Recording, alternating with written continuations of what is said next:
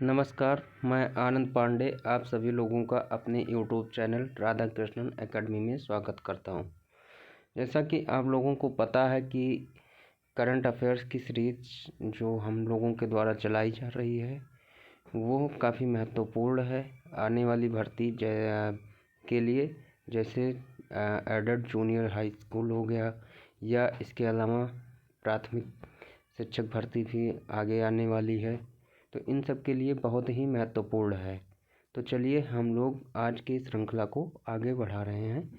तो आज की श्रृंखला में जो हम लोगों ने पहला क्वेश्चन लिया है वो ये है कि किस देश की धाविका बीट्राइस चेपाच ने 5 किलोमीटर की रेस को 14 मिनट 43 सेकंड में पूरा करके विश्व रिकॉर्ड बनाया है।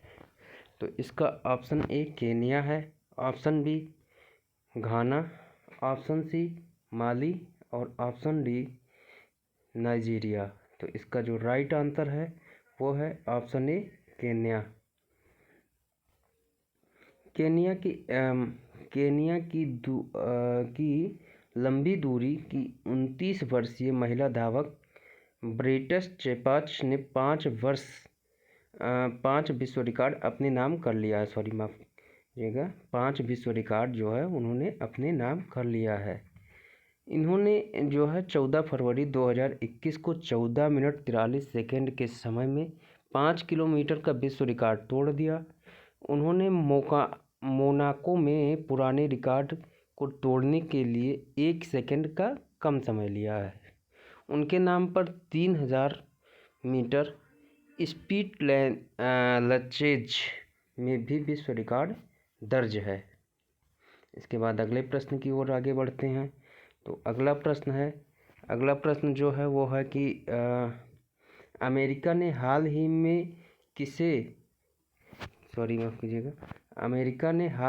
किसे bureau of consumer financial protection का निदेशक बनाकर सीनेट भेज दिया है।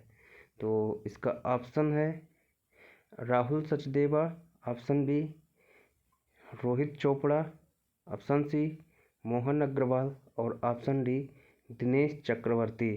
तो इसका जो राइट आंसर है वो है ऑप्शन बी रोहित चोपड़ा। चलिए इसके बारे में और जानते हैं। भारतीय मूल के रोहित चोपड़ा को अमेरिकी सरकार ने bureau of consumer financial protection यानी CFPB का निदेशक बनाकर सीनेट भेज दिया है। व्हाइट हाउस की तरफ से 13 फरवरी 2021 को जारी बयान के अनुसार रोहित सचदेवा अगले 5 वर्षों तक इस पद पर बने रहेंगे। इससे पहले CFPB में सहायक निदेशक के रूप में काम कर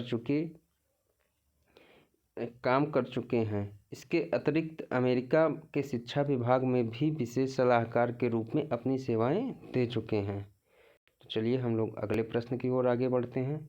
अगला प्रश्न है, निम्नलिखित में से किस देश ने T20 क्रिकेट में 100 अंतर्राष्ट्रीय मैच जीतने वाली पहली टीम बन गई है। तो इसका जो राइट आंसर है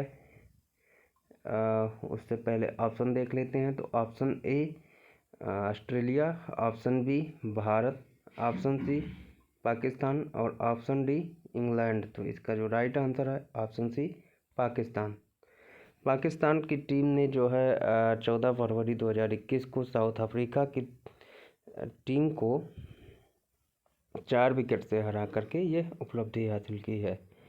इसके बाद भारत जो है 85 मुकाबले जीत करके दूसरे नंबर पर है। तो अगले प्रश्न की ओर आगे बढ़ते हैं। विश्व रेडियो दिवस निम्न में से किस दिन मनाया जाता है? ऑप्शन ए 13 फरवरी, ऑप्शन बी 10 जनवरी, ऑप्शन सी 12 मार्च और ऑप्शन डी 15 अगस्त। तो इसका जो राइट आंसर है 13 फरवरी को। विश्व रेडियो दिवस हर साल 13 फरवरी को मनाया जाता है। विश्व रेडियो दिवस के बारे में जागरूकता बढ़ाने और प्रसारकों के बीच नेटवर्किंग को मजबूत बनाने का एक माध्यम है। विश्व रेडियो दिवस मनाने का मुख्य उद्देश्य जनता और मीडिया के बीच रेडियो के महत्व को बढ़ाने के लिए जागरूकता फैलाना। यूनेस्को ने पहली बार 13 फरवरी 2012 को विश्व रेडियो दिवस के रूप में इसे मनाया था। तो चलिए अगले प्रश्न की तरफ आगे बढ़ते हैं। अगला प्रश्न है, इटली के नए प्रधानमंत्री के रूप में किसे नियुक्त किया गया है? तो इसका जो राइट आंसर है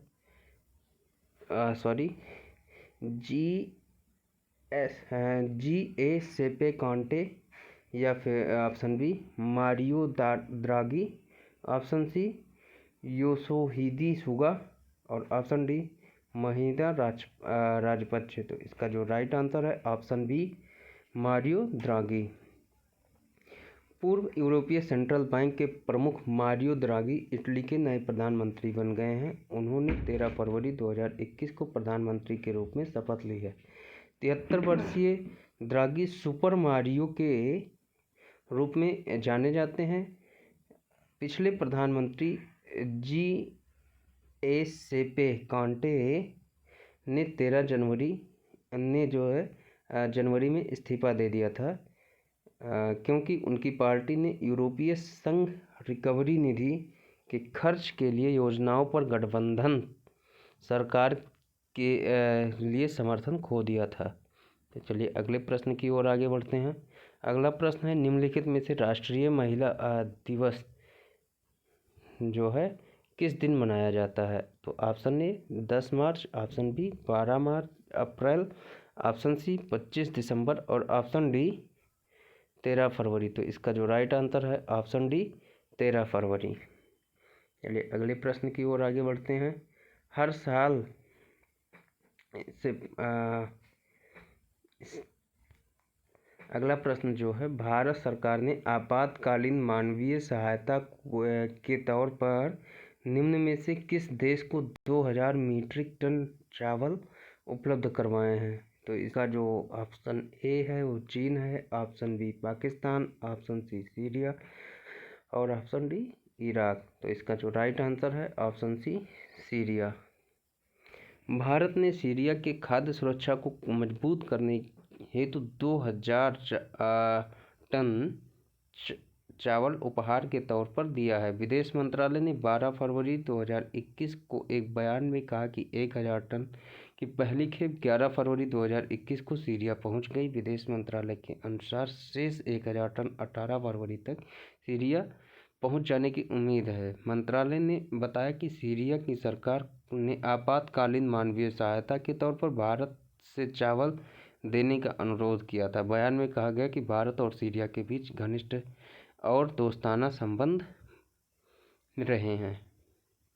अगले प्रश्न की ओर आगे बढ़ते हैं। तो अगला प्रश्न है, हाल ही में केंद्र सरकार ने पारिवारिक पेंशन में दूरगामी सुधार के तहत ऊपरी सीमा को 45,000 से बढ़ाकर कितनी कर दी है? तो इसका ऑप्शन ए 1.25 लाख प्रतिमाह, ऑप्शन बी 50,000 प्रतिमाह, ऑप्शन सी 95,000 प्रतिमाह, और ऑप्शन डी 1 लाख प्रतिमाह। तो इसका जो राइट आंसर है वो है 1,25,000 प्रतिमाह। केंद्रीय मंत्री जितेंद्र सिंह ने 12 फरवरी 2021 को कहा कि एक अहम सुधार के तहत पारिवारिक पेंशन भुगतान की सीमा 45,000 रुपये से बढ़ाकर 1,25,000 रुपये प्रतिमाह कर दी गई है। उन्होंने यह भी कहा कि इस कदम से दिवंगत हो चुके कर्मचारियों के परिवार के सदस्यों का जीवन आसान होगा और उन्हें पर्याप्त वित्तीय सुरक्षा मिलेगी। उन्होंने कहा कि अब ऐसी 2 किस्तों की कुल राशि 1,25,000 रुपये से ज़्यादा नहीं हो सकती। यह पिछली सीमा के अनुसार 2.5 गुना अधिक की वृद्धि की गई है। अगर आप लोगों को यह वीडियो पसंद आया हो तो हमारे वीडियो को लाइक करें और शेयर करें और चैनल को सब्सक्राइब करें। धन्यवाद।